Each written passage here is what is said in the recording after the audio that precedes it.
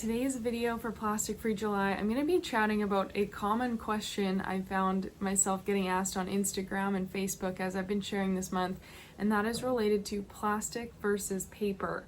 Because obviously, if we look at certain things, even like plastic bags, those came in as a replacement and what was supposed to be a better alternative to paper bags and to, like all the clear cutting and the destruction that was being done to forests in order to make paper products and paper cups and paper this and paper that and all these cardboards, different things that came from trees that then we transitioned into something that was supposed to be more durable and what we thought was maybe better for the environment, which became plastic. So I'm going to be diving into this a little bit, not crazy in depth because I'm not like a scientist, but I have had some people ask about is it bad for me to go back to paper though, right? So I want to kind of share a little bit of that dynamic as well as share some super, super cool alternatives that just light me up. So I'm really excited to share some products about that as well and some shifts you can make.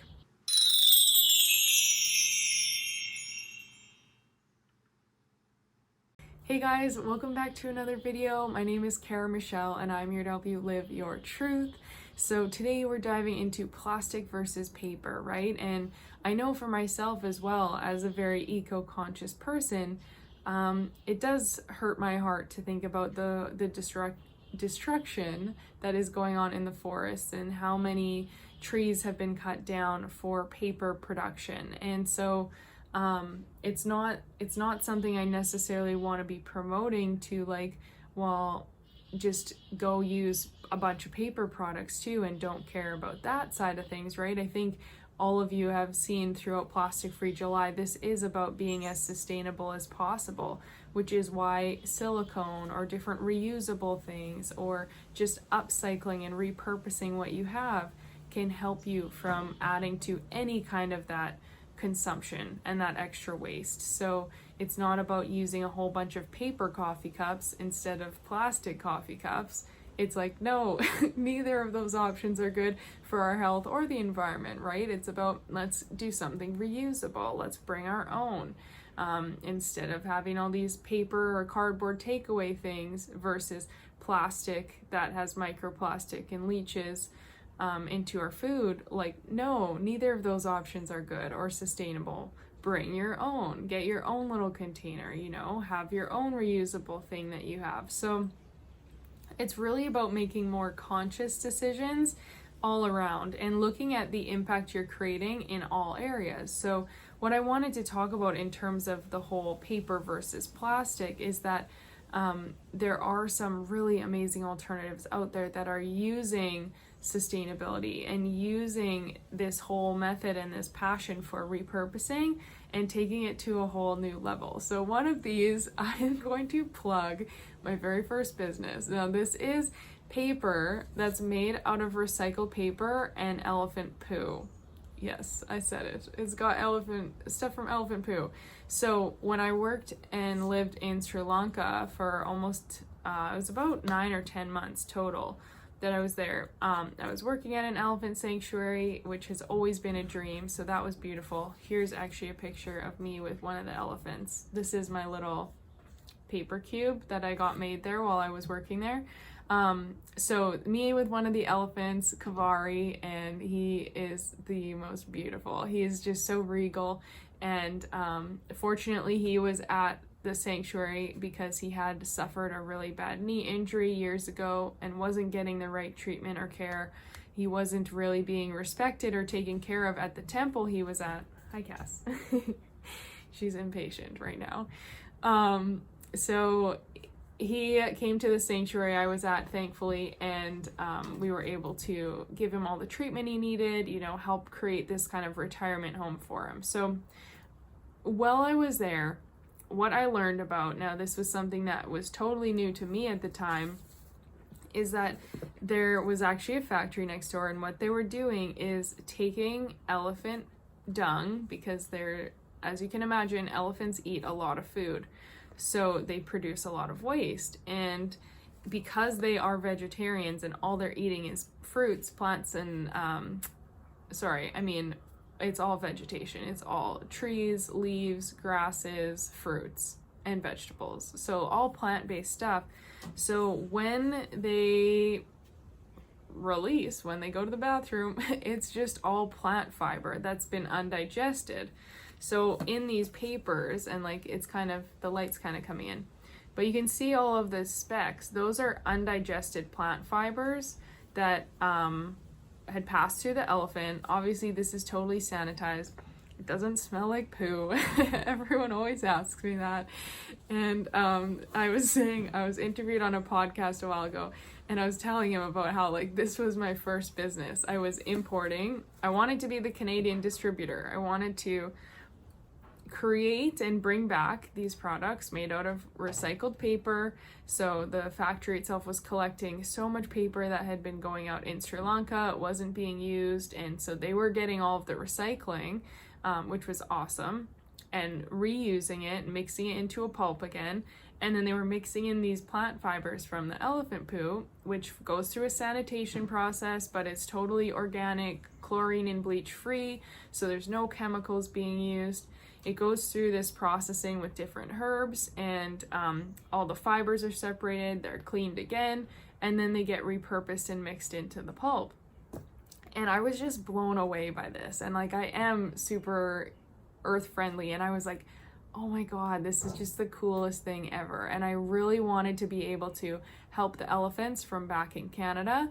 So what I started to do was I started my own little company, and I was importing different paper products, different journals, like I said, like little paper cubes, nice cute little elephant journals, and all of these things are handmade in Sri Lanka with fair trade workers, and at this really nice factory. So the women, it's a lot of women who are able to work flexible hours. They can even work from home and make these little like decals or designs and paint them, or decorate at home with their kids, or come to work part-time depending on their schedule.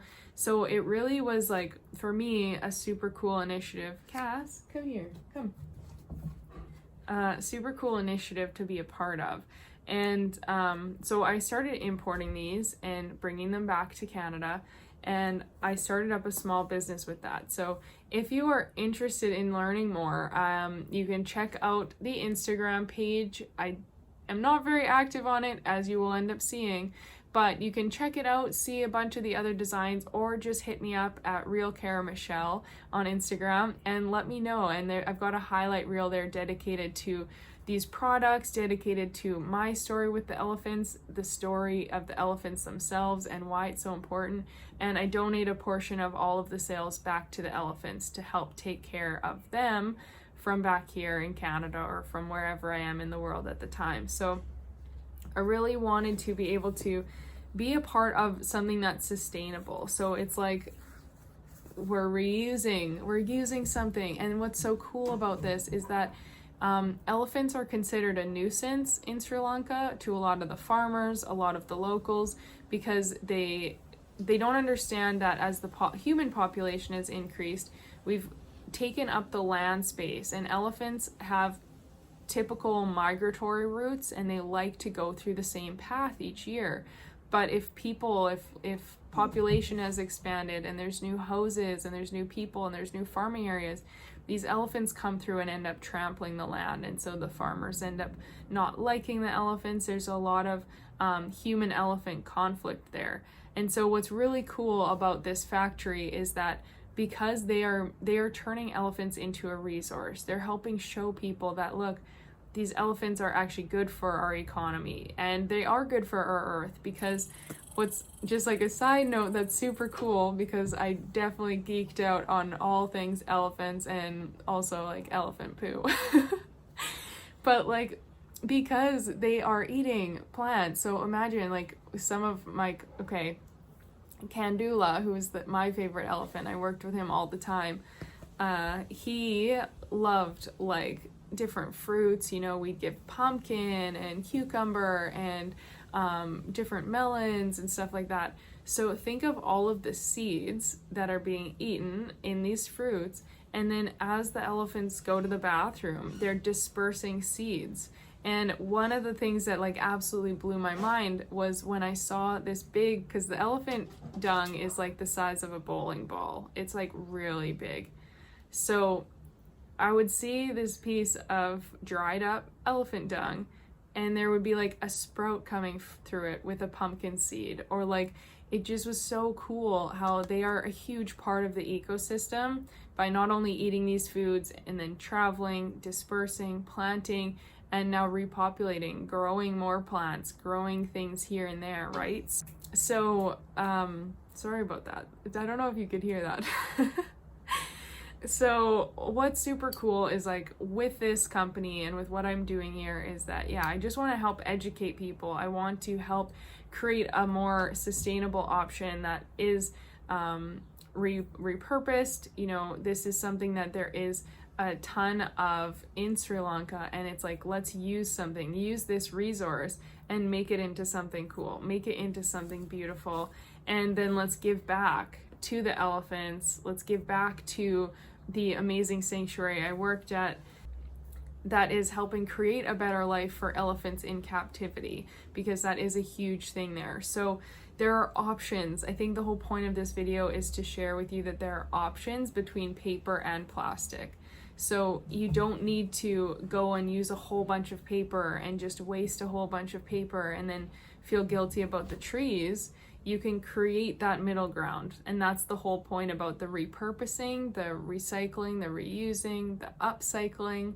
You know, I've used this once, but what could I use it for now so that I'm just using it again versus throwing it away after one use?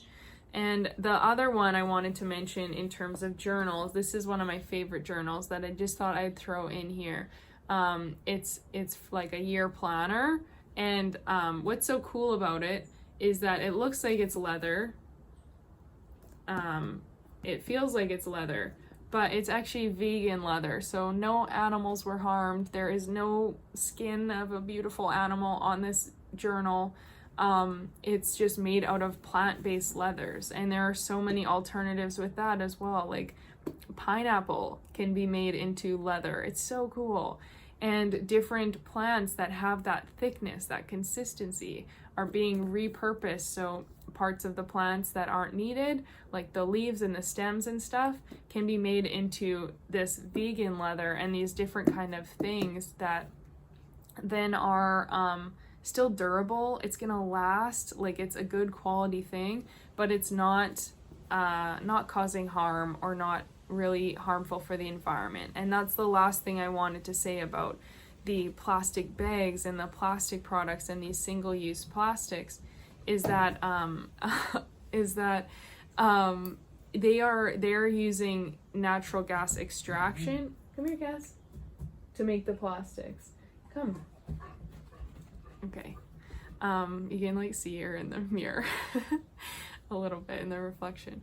So we're extracting stuff from the ground to make plastic. So plastic's not any better, you know, and it's not only is it causing a lot of problems in terms of where we're extracting that gas and everything that's needed to make the plastic, but then it's not ever breaking down, or it's breaking up into those microplastics and causing more problems. So it's really about, look, I'll be honest, I don't know that anyone could be, I've said this before, I don't know that anyone could be 100% perfect, because unfortunately we do need things to survive in this life. And, you know, even my phone, well, that's got different things that's got different resources, that used energy, all these things that went into it, that's got parts that are plastic, right? So everything that we use, that's just an example, everything that we use probably has some sort of resource to it. So the thing is how can I be more sustainable? How can I be more educated and aware? How can I recycle or repurpose? How can I donate these things so that someone else can use them if possible, versus just a single use, you're done with it, you get rid of it. Or a plastic bag, you use it a few times, it ends up in a garbage, it breaks down into microplastics, ends up in the oceans, or ends up causing problems. Or paper products where you're using it and then you're feeling guilty about the trees that were involved, right? What other things can you do to offset then? Like supporting local or supporting things that are repurposing and using cool resources. Or what was the other thought I had? Like being a part of those things where like you're planting trees every time you use certain things, or donating to companies that do that. So being able to be a part of the solution as well, to offset the areas where you are maybe still a little bit part of the problem. So I hope this was interesting for you guys. Again, make sure you enter the Healthy Planet giveaway. We are teaming up, and here is the special surprise, is that I'm actually going to be throwing in, I wasn't going to even share it, but I am going to be throwing in some of these journals for the winner. So you guys are going to be getting the Healthy Planet plastic-free starter kit with like some containers, cutlery, water bottles, essential oils. You're going to get like a nice little starter kit from Healthy Planet. And then I have been wanting to throw in some of these journals, some different sizes, shapes, designs, to the 2 lucky winners, so that you also have these, which again aren't necessarily related to plastic themselves, but they are related to the whole sustainability movement, and I just wanted to share them with you so that you can enjoy. So with that said, make sure you enter, comment below, I'm creating a Healthy Planet, screenshot, share, tag myself and Healthy Planet on Instagram for bonus 5 entries for the giveaway. And because Cassie is getting tired and she keeps yawning and making weird noises, I'm gonna end this video here, and I will see you guys on the next one. Thanks again for being here. Thanks for being a part of Plastic Free July, and continue opening your eyes, looking for ways you can be creative and more sustainable in your day-to-day life. Bye now.